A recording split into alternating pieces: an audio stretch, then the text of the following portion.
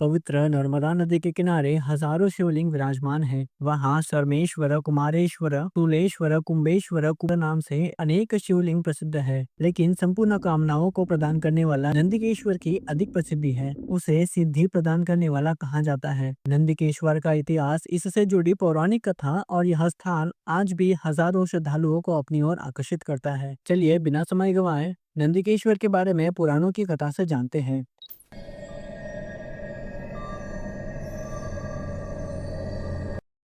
नर्मदा नदी के तट पर कर्णिकी नाम की एक नगरी विराजमान है। वहीं उदत्य कुल में उत्पन्न कोई श्रेष्ठ ब्राह्मण रहता था। वह अपनी पत्नी को अपनी दो पुत्रों को सौंप कर काशी चला गया और वहीं जाकर मर गया।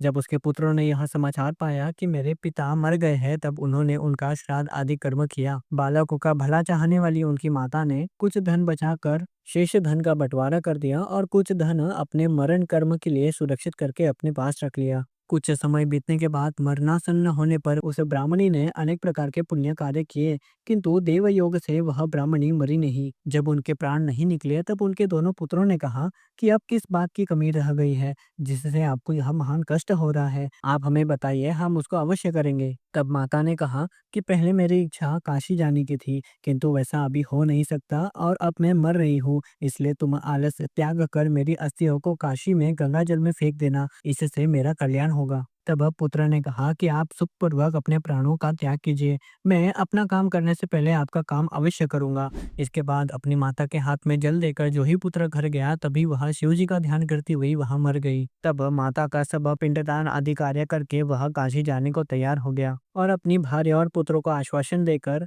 माता का हित करने की इच्छा से वह द्विज घर से चल दिया। उस दिन उसने एक योजन चलकर सूर्यास्त होने पर किसी विशंति नामक शुभ ग्राम में किसी के घर पर निवास किया। इस प्रकार दो मुहूर्त भर रात बीत गई। इसी बीच वहां एक आश्चर्यमयी घटना घटी। वहां पर आंगन में एक उत्तम गाय बंधी हुई थी। रात को जब बाहर गया हुआ गृहपति अपने घर आया, गाय को बिना दूही हुई आंगन में देखकर वह गृहपति कुछ क्रोध में भर गया और वह बछड़े को ले आया।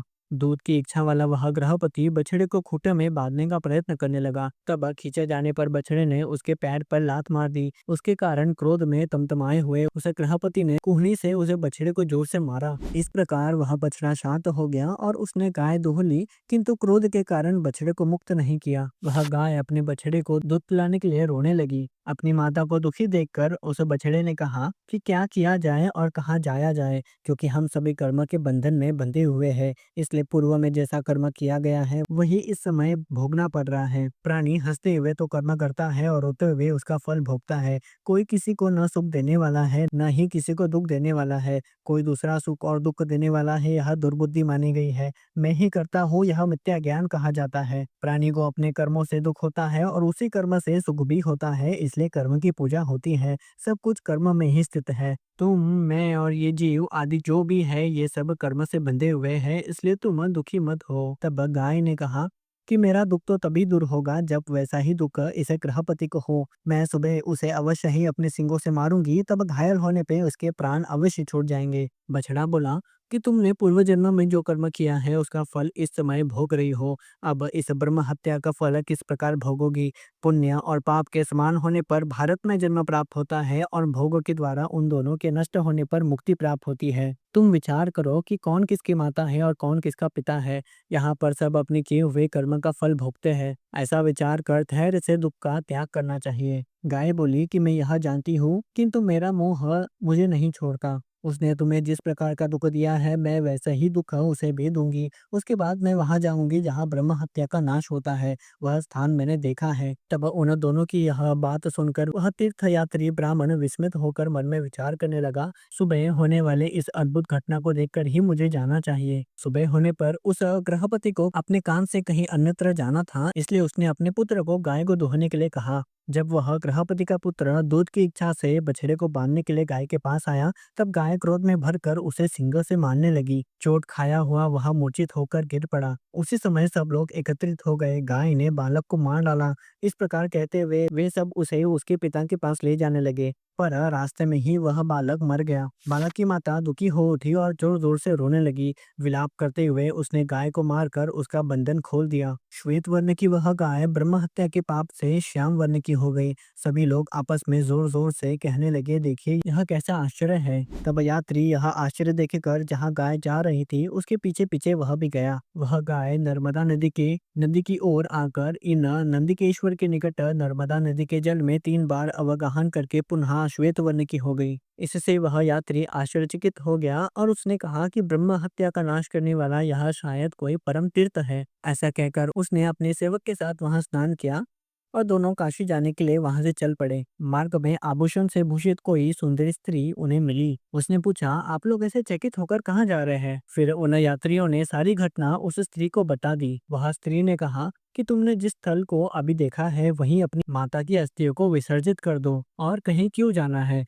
तुम्हारी माता साक्षात दिव्य और उत्तम शरीर धारण करके शिव जी की कृपा से सदगति प्राप्त कर लेगी। वैशाख मास में शुक्ल पक्ष की सप्तमी के दिन इस नर्मदा में सर्वदा गंगा जी आती है। आज ही वह सप्तमी तिथि है और वह गंगा मैं ही हूँ। ऐसा कहकर वे गंगा जी अंतर्धान हो गई। इसके बाद उस यात्री ने लौटकर माता की आधी ही अस्थियों को अपने वस्त्र से जो ही उस तीर्थ में विसर्जित किया, तो ही उसने अपनी माता को दिव्य शरीर धारण की हुई देखा। तुमने अपने कुल को पवित्र कर दिया। अपने पुत्र को इस प्रकार का आशीर्वाद देकर वे स्वर्ग चली गई। वहां पर बहुत समय तक परम सुख भोग कर भगवान शिव की कृपा से उन्होंने श्रेष्ठ गति प्राप्त की।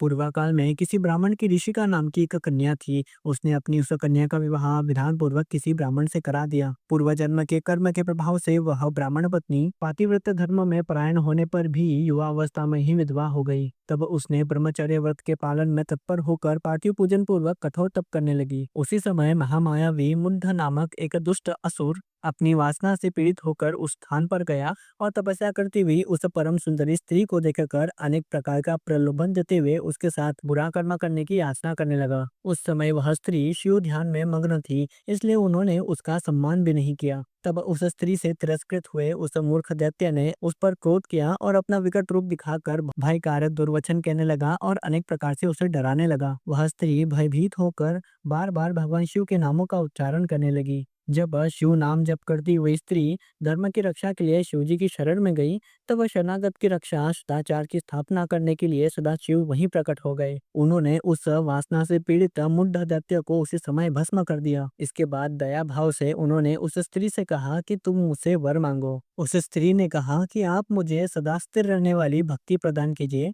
और लोक के कल्याण के निमित्त आप यहीं पर निवास कीजिए। शिव जी को प्रकट हुआ जानकर ब्रह्मा जी, विष्णु जी सभी देवता वहां पर आ पहुंचे। इसी समय गंगा जी भी वहां आकर साध्वी ऋषिका के भाग्य की प्रशंसा करने लगी और उससे कहने लगी कि तुम वैशाख महीने में एक दिन मेरे कल्याण के लिए अपने समीप में मुझे रहने का वचन दो, जिससे मैं एक दिन तुम्हारा सामीप्य प्राप्त करूं। शिव जी भी उसके आनंद के लिए उसके द्वारा निर्मित उस पार्थिव लिंग में प्रसन्न होकर अपने पूर्णांश से प्रवेश कर गए। उसी दिन से नंदकेश्वर का यह स्थान परम पावन तीर्थ हो गया और शिव जी भी वहां सभी पापों का विनाश करने वाले नंदिकेश नाम से प्रसिद्ध हो गए। तभी से गंगा जी भी सबके कल्याण की इच्छा से वर्ष के एक दिन यहाँ आती है। मनुष्य यहाँ आके स्नान कर और भली भांति नंदिकेश्वर की पूजा करके ब्रह्म हत्या आदि जैसे पापों से भी मुक्त हो जाता है।